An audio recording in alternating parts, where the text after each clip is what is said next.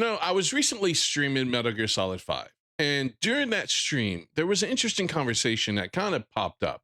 We were thinking about a lot of the games that were coming out of China or South Korea. You had Stellar Blade, you had First Berserker Kazan, you had Black Myth Wukong, you had Wu Chang Fallen Feathers. A lot of those were games that just came out over the past 2, 3 years. And in that conversation, there was a question that was put out there by me to the chat where we were kind of wondering if there are issues with these games internationally. Wu Chang Fallen Feathers, didn't really take off. The first Berserker Kazan didn't really take off either. And Stellar Blade, while I think overall it was very successful, I do question how much of that success came from the West.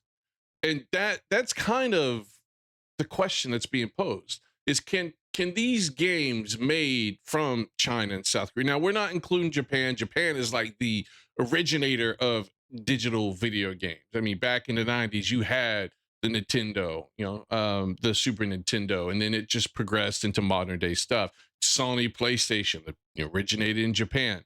So Japan, I don't really include in the topic when I say East. I'm mainly referring to China and South Korea, who are now really starting to flourish as far as building up their AAA development cycles over there. Now, part of this just could be a bias of familiarity. Western audiences are conditioned, I guess, over time to trust certain names like Rockstar, From Software, Bethesda.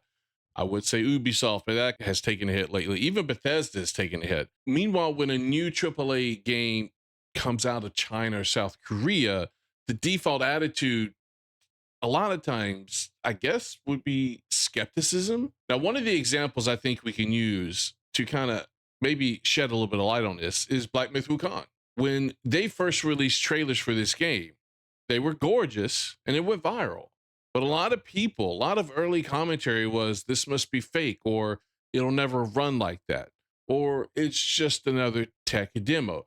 Now, to be fair, we have seen more so in recent history where trailers are revealed, games are announced, and they ended up being a tech demo, or just, I guess the best word you could say is fraudulent. Perfect Dark Zero, I think, is a prime example of that. You do have to ask yourself why a lot of Western players, I guess the Western player base, has issues with these games coming out of China and South Korea. Now, when I'm talking about games, I'm not talking about the gotcha games. The gotcha games are very successful, but even the gotcha games are still heavily dependent on the domestic markets, both in South Korea and China. Yes, they are successful internationally, but gotcha games are a little bit different. That's striking something that's more psychology based, that gets people to want to spend their money. It's to me, it's not quite the same. It's hitting something different. So you have to ask yourself, with these Western players, is it just that they don't have a long history with these developers? That the trust that the Western developers have built up over decades, they just don't have with the China and South Korea developers. That could be an argument, and it may be to some degree a valid argument. My concern is that there's more to this. To be blunt, there's also a cultural bias problem. So in the West, games from Japan broke through in the 80s and 90s. Think Nintendo, Sega, Capcom. They had time to build a global trust. Chinese and South Korean games, they've kind of been pigeonholed for years as mobile gotcha cash grabs or MMOs with grindy monetization. Even when the production values are AAA now, the old stereotypes linger. And for China specifically, politics makes people suspicious. Is there censorship? Is the CCP involved? Is it spyware? Whether it's fair or not, these narratives affect global reception. And that's my biggest concern. As China tries to break through the market to make games that players want, because look, this is only an issue for me because the West has gotten to the point where they don't seem to want to make games that I want to play. They don't. They make games like Dragon Age the Veilguard or Dustborn or that dollar sign fair games or whatever it's called, the one that looked like it just had diversity written all over it. And I think that's actually getting canceled now. But maybe it's dollar sign Fairbanks or Fairgate. I can't remember the name, but when I saw that trailer revealed what a year or two ago, it was horrible. I'm like, "Eek." Like I could see DEI written all over this thing. And look, I don't have a problem with diversity at its core. I have a problem with the people who are pushing it and how they are pushing it. That's the problem. So I do wonder if I guess racism or cultural bias is playing a role in some of this. Black Myth Wukong is a prime example of this.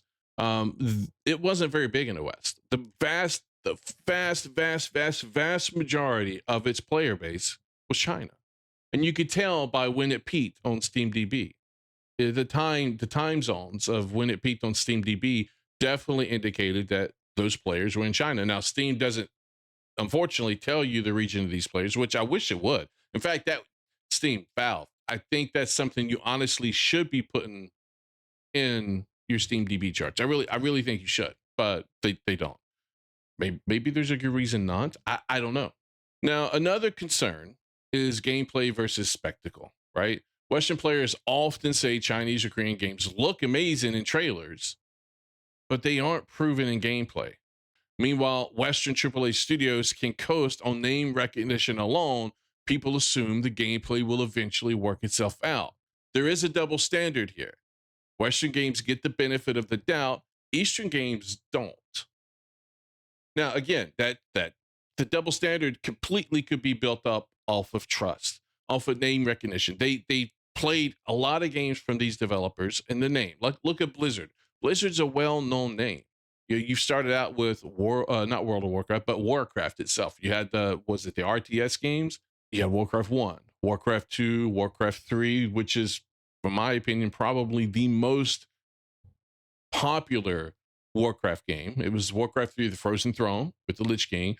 Then they expanded into World of Warcraft, right? They couldn't miss with these games. They kept getting bigger and bigger till World of Warcraft was like 12 million players large. And this was an online MMO that required what, a $12, $15 subscription fee? I mean, it was raking in the money and had a lot of player base, had a lot of trust. Still do to a degree. That's why they've had to release different variations of the game because their fan base is so big. Some like the classic, some like the remix that they do, some like the current retail version of WoW. So they had to do that honestly to kind of stay relevant because as they've been around for so long, I think their fan base, some have aged out, some are coming into it. So the newer stuff, people seem to like the retail. The older stuff who are aging out prefer the classic stuff. So it was a smart move by Blizzard, but their name recognition for the longest time up until recently meant the shit was going to be good, right? It was going to be good. And there are devs like that here in the West, not so much in China and Korea. My concern with a lot of these games coming out of China and South Korea is that the West is, because they're pretty. And what I mean by pretty is, yes, the graphics may look good, but a lot of times the way they design their characters nowadays in the West, people, for whatever reason, people within the gaming industry, certain people, depending on what political aisle you fall into, will kind of like recoil at it. You know what I mean? Because they're like, ooh, boobs are bad. Ooh, pretty girl. Oh my God. I mean, just look how DSP acts to like certain scenes and characters in video games nowadays. And I've made a video clip and shorts about that. That's the type of people I'm talking about. If the character is attractive, and it's especially if it's like a white adjacent character, oh my God, they can't handle it. So there is concern that bias, whether it be racist bias or cultural bias, is going to impact the success of these games coming out of the East. So this brings me all the way back around to the main point of this video. So in closing, this is my main point that I think the East needs to make sure they stick to, and Japan needs to relearn, because Japan used to do this, but they've changed. And that main point is make things for your fan base, your customer base at home. Games, TV shows, manga, anime. Make it for your domestic audience. That's what you need to focus on. If global audience likes it, great. But there's always going to be people out there globally, even domestically, that's not going to like your content, that's going to want to change your content. Don't do that. Don't change things for a global audience. If your domestic audience isn't eating it up, then that's fine. You can change things for your domestic audience. But you need to make games and entertainment for your domestic audience first. Because Japan, as an example, when they made things for their domestic audience, when they made things with creative freedom and artistic freedom, that's what the world fell in love with. It was great. But now, as things go on, people want to change that. And people within Japan are trying to influence Japan to say, you need to change it for the global audience, which I think is wrong. You're just going to make it a bastardized version of what it once was. And so with China, for example, Black Myth Wukong, perfect example. That game succeeded. Wu Chain Fallen Feathers, it was not the same level of hit. In fact, I'd even wager that it has probably yet to make its money back based on how much it costs to make, how much it costs to market. And you have to ask yourself why that is. There's a huge difference. Black Myth Wukong was based on a story that is widely known in China and widely popular. Wu Chain Fallen Feathers, while the story I thought was good, culturally, domestically inside of China, people did not like it. They had issues with it. And I think that fact alone is why that game did not blow up in China anywhere near as big as Black Myth Wukong. Now, I didn't expect it to blow up like Wukong did. I mean, like I said, that's a legendary story that everybody loves. But if you don't win over your domestic audience, you're not going to win in the first place. And I think that's a very important lesson that both China, South Korea, and Japan need to make sure they keep in mind when they're making entertainment moving forward. Keep your budgets under control. Make good entertainment that you know your domestic audience will like, and you will be successful. If you get more money internationally, hey, that's just icing on the cake. That's great. But the problem is every game, every piece of entertainment nowadays wants to be $1 billion hit. They spend way too much money making this entertainment, so everything has to be $1 billion hit. And so they need the international market. And that, in my opinion, that's ruining entertainment. Look what the MCU has turned into. Look what Warner Brothers has done with DCU, because they wanted to be what MCU was at the time when they were first starting out in their universe. They weren't happy with trying to build it up. They wanted that immediate $1 billion hit. So they ruined everything with the DCEU. And now they're trying to do the DCU. And even the DCU is not hitting the same level of success that the DCEU did, both in ticket sales and revenue brought in on their movies. Not yet, at least. We'll see what happens. Like I said, make things that your domestic audience will love. Keep your costs under control, and you'll be successful. My concern moving forward is that Japan, China, and South Korea will lose sight of that. I hope they don't. I hope Japan relearns it, but I hope China and South Korea doesn't lose sight of that. Anyway, let me know what you guys think down below in the comment. Hit the thumbs up. If you like this video, subscribe/join to this channel for more content. I would love to see you guys there. I stream weekly. And don't forget my Discord, trying to build a community. Let me know what you guys think down below in the comments. I'll talk to you later.